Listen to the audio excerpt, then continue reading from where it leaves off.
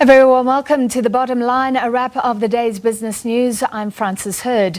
Now, business leaders have been ringing alarm bells on the economy today. The CEO of FirstRand, Alan Pullinger, says urgent action is needed, releasing results for the banking group. He said FirstRand had weathered the storm, but it saw little improvement over the next 3 years and reforms were desperately needed. Meanwhile, Sanlam CEO Ian Kirk also said the better than expected GDP data in the second quarter that we've seen rallying the rand this week was likely to be in fact short-lived.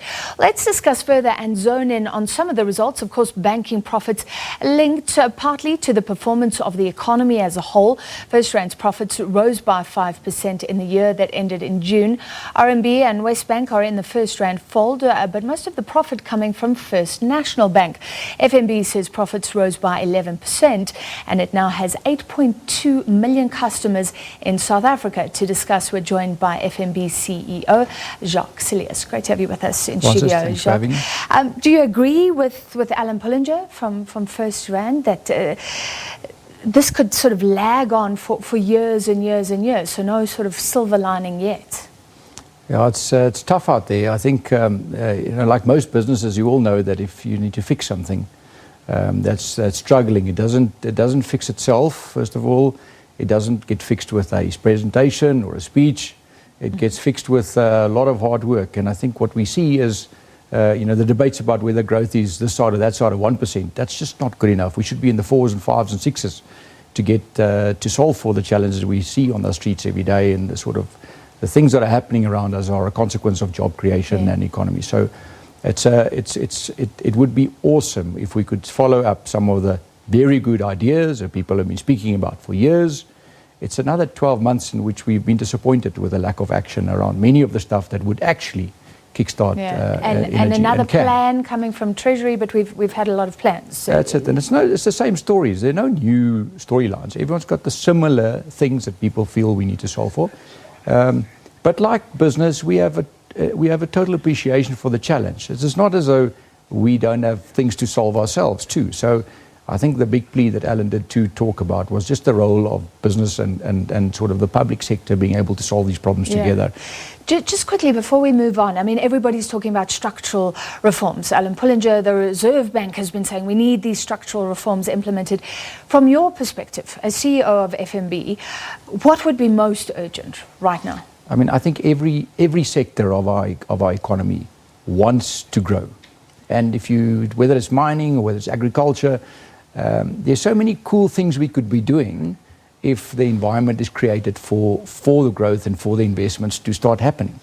But there's just so much uncertainty and so much instability in leadership around these topics that it's hard for anyone to invest. And I think we're no different as a business. I mean, we also have challenges. If you think about our divisions, the most important thing when you have a challenge in some business or some activity is to create an environment for talent to be there. Yeah. And if talent can find harmony in an environment, it's like take the Springbok team. If you create a nice platform for it, the talent can arrive and they can thrive. And I think most of the actions that we need at the moment is just we need actions around those platforms that people can attract top talent. I think, like in banks, there's a hell of a lot of good talent inside all of these SOEs that are struggling at the moment. I think they're great engineers inside Eskom, but they're not set up for success. I think there are great crew and pilots and support people inside SA.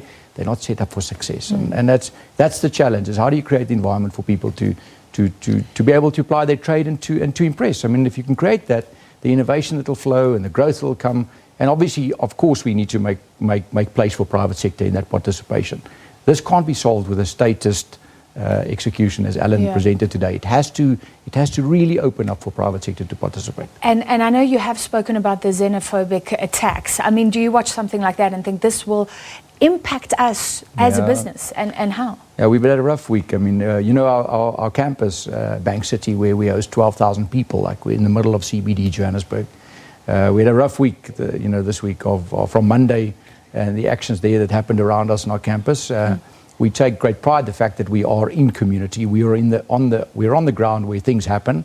Our campus, very spare people might not all have been there, but most of the marches, for whatever topic people have in life, walk right through our campus. It's a proper street. We don't have a quad that's closed, so the marches, so we're quite in tune with. So you're part of history. We're quite in tune with what society is dealing with, and that makes us very relevant and very in tune. And we're not pretending there are no challenges. I think the reflection is what role we can play to create stability, to create growth from that, and for our people to go back into communities and to be able to keep their heads up. So it's tough out there. And it makes us reflect of the role we have to play. I mean, I'm ashamed about the stuff this week of the xenophobia stuff, of the men against women things. Yeah. There are just so many topics. We must go back to basics. Like we have to get up in the morning, work hard. We have to rear our families to be proud of our environments, and we have to be role models for society. But I think there's really a lot of work to do on so many levels. And we also make mistakes. I mean, private sector have made a lot of mistakes. Government makes mistakes. So there's no harm in making mistakes. I mean, there's no shame in that. We've been around for 180 years as a business, and clearly along the way you work on this trust and building capacity. But it's important that we set ourselves up for success from here and face our challenges and be honest about them, right? Okay, so let's look at your results. I wish we could look at the bigger picture forever. Absolutely. But, I mean, very good results. I'm going to pick up on this, which may be a smaller issue compared to what's happening in South Africa, but very good results from the rest of Africa. Yeah. Are there exciting markets out there? And is what's happening here maybe making you think we need to plough more into Africa? Yeah, I mean, I think there's some pockets of opportunity in Africa, absolutely, but there's hardly a country in which we trade that is not also going through incredible tough macroeconomic, challenges. The competition is tough all over. There aren't any pockets of wow, like check how cool this is, and it's all over the markets in which we operate. It's a proper hard effort. Yeah. And it takes a lot of maturity and stability and certainty in strategies that have to play itself out over time. In starting a bank in any country is not, it's not like today you're there and tomorrow you're big. It does take time. It takes time to recruit the right people, to build trust, to get communities to trust you. It helps if South Africa doesn't create tension and distrust. That distrust that basically puts us back a lot, but we recover from those, and we've got great teams on the continent. We're very grateful for the growth that certainly has rebounded from our execution in those markets. Your profits up, but you also wrote off more loans. So you can correct these reports, but the non-payment of personal loans cost you 500 million, much higher than last year. Card impairments, 333 million. So that this is looking at the health of the South African consumers. Is it worrying? No, we're blessed, and I said it in a few interviews today already. I think we've got the coolest client base in the market. And we also support that with a cool employee base. Now, by cool customers, I mean people who are making sense of this low growth environment, so they're able to look after themselves. In every town, there's a business or two that will survive the toughest cycles. They bank with us, and as a consequence, their employees bank with us. So we think they've got opportunities into our client bases. We are open for business as we try and defend our main bank relationships. All the competitors are coming at our customers from all different angles, as you know. Yeah. Big and small, new and old entrants.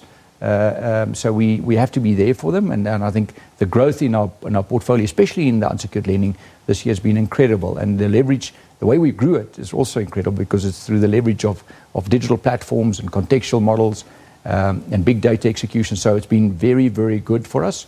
And clearly, as you grow, there is a little bit more bad debt, but all within range of what we had expected. And so it's been very good for us. And is it responsible lending? I mean, we've had problems in this country before. Yeah. We have a credit act. I still get calls all the time from everybody. And I think people really want banks that think about counseling people on debt, not only saying, take more debt if you can afford it. That's it. And I think the anchor of our strategy is exactly that. We sort of over years have spoken about this, our primary bank relationship strategy. Now primary bank relationships only last if you don't stuff up your relationship with your customer along the way.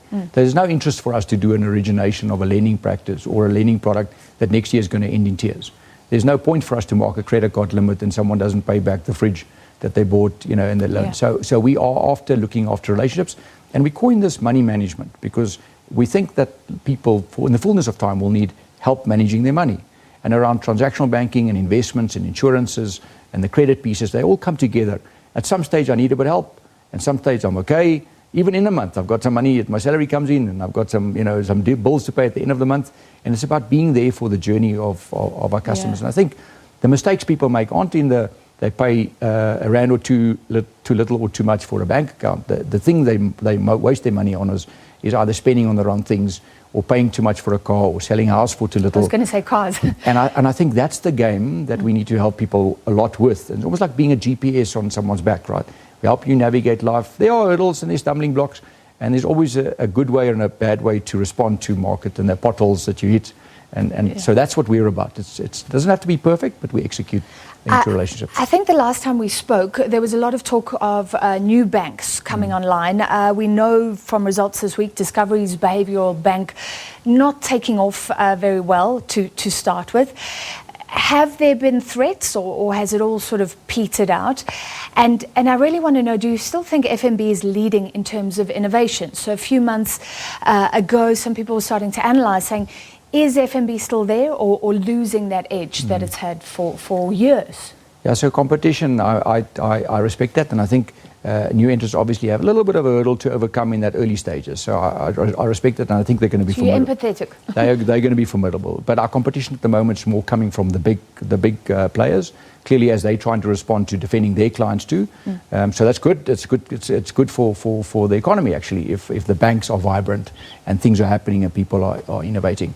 Where we are, and I think we spoke about that last time too, is we're moving from this sort of digital phase into a platform phase, where we're truly differentiating on a client experience around single view of customer. We are tackling everything from paperwork people have to fill in, and there's 10 questions and the same answer you have to give, and the same question you have to give, and 15 different people ask you all this stuff. So the execution into a platform for us is really exciting. We're moving from distributing in the old sort of Walmart way to an Amazon way, or a taxi service from old taxis to Ubers. The platform execution is going to be very exciting for us for the future. All right, we have to leave it there. Thank you for your time this evening. That was the CEO of FNB, Jacques Celliers, and that was a wrap of the day's business news, The Bottom Line.